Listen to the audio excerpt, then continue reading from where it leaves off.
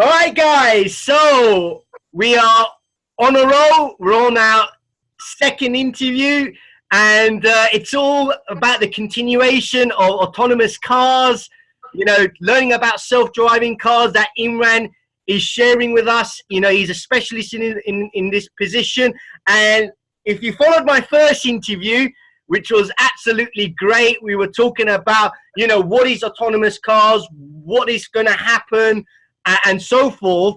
The second one is going to roll on, and we're going to discuss the trends in this sort of 2-minute snappy video interview where Imran would tell us all about exactly what is going on. So this is a roll on effect from the first one to the second one, and let's fire away, man. Let's get this underway. So Imran, tell me about the trends and what is going on. So thanks for that introduction, Naz. So my name is Imran Nazir. So today we're going to talk about the trends in mobility as a whole. So that's electric cars, autonomous cars, but also mobility as a service. Yes. So a lot of research has been done in this space to see what's going to happen by the time 2030 and beyond, and even in between then.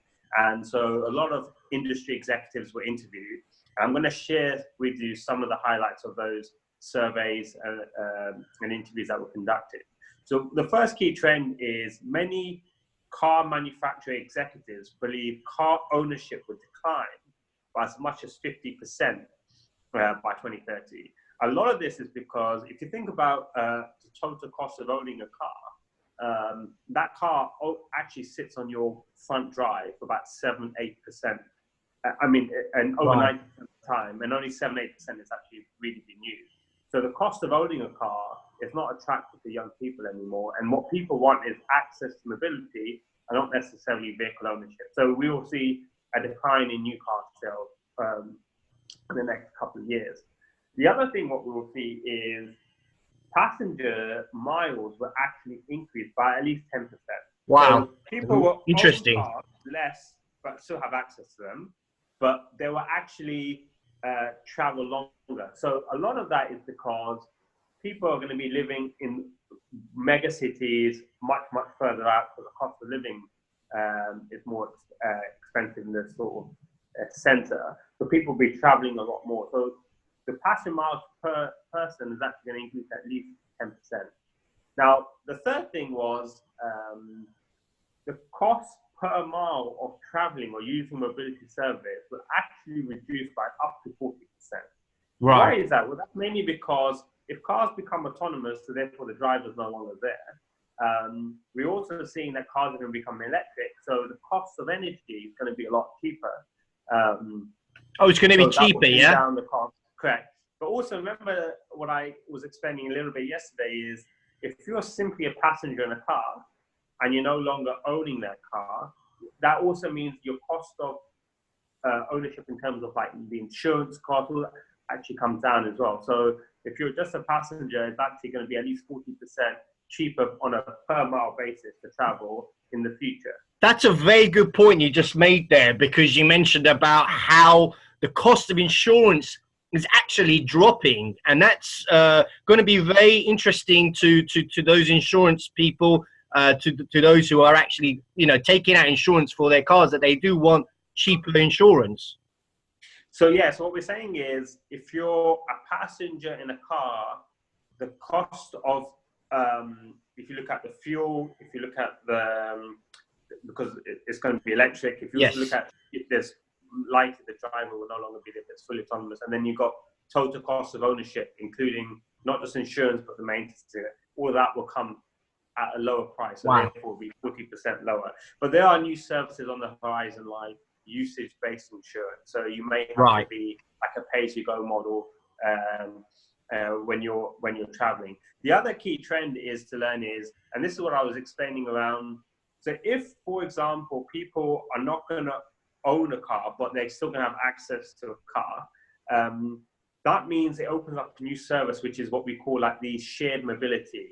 Right. So there could be a car in your local area which you'll use whenever you need it. So what we expect is a very large increase in the rise of fleets. Yeah. Right. Or companies will own an X number of vehicles which they will lend out to people. So the miles per a vehicle that actually increased 5 times. Yeah, Right. Which is quite incredible.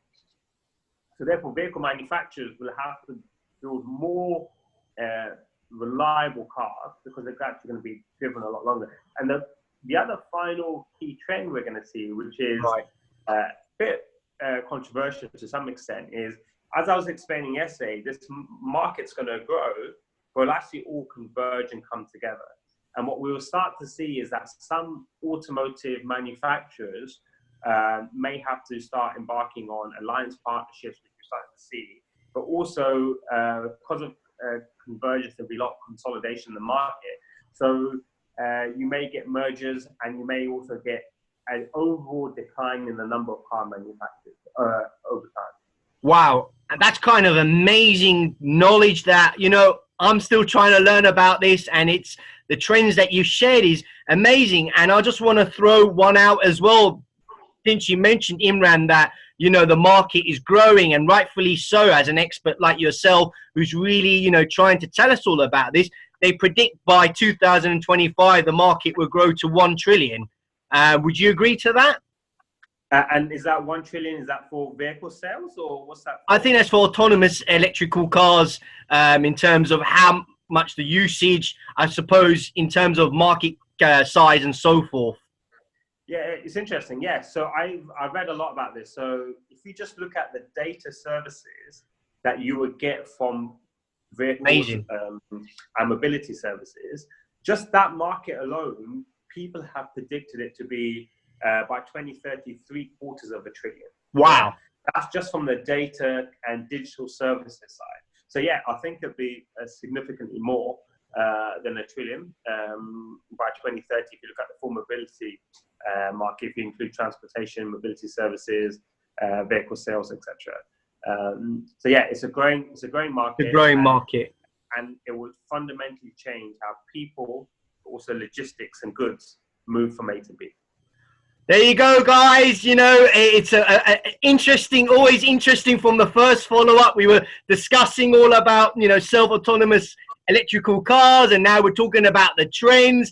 And it just goes to show that the future is changing, you know, and there's some of the things that Imran shared, you know, it is definitely an eye-opener in terms of what is going on in, you know, electrical cars, and how, you know, the mechanism is changing, how the industry is changing, and apparently it saves more lives. We're going to talk about more about this tomorrow, you know, in terms of what is in store for electrical cars and how safe they are. But this is just a roll-on effect to tell you, you know, all about the trends and so forth.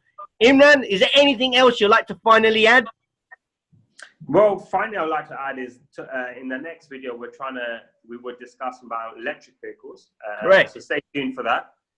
And also provide us with your comments and what your thoughts are on the future of mobility. And you may disagree with me, you may agree with me, but I'm keen to have that conversation with you all. There you go, guys. There you have it. A short, snappy video interview with Imran. Great to have him. And look forward to the next one, because it's going to be even more interesting and even more entertaining as the other two. Thanks, guys. Imran, privileged to have you. And we'll definitely see you in the next one. Thank you. Thank you very much. Thanks, Imran. Thank you. Bye-bye. Cheers, man. Bye. Appreciate it.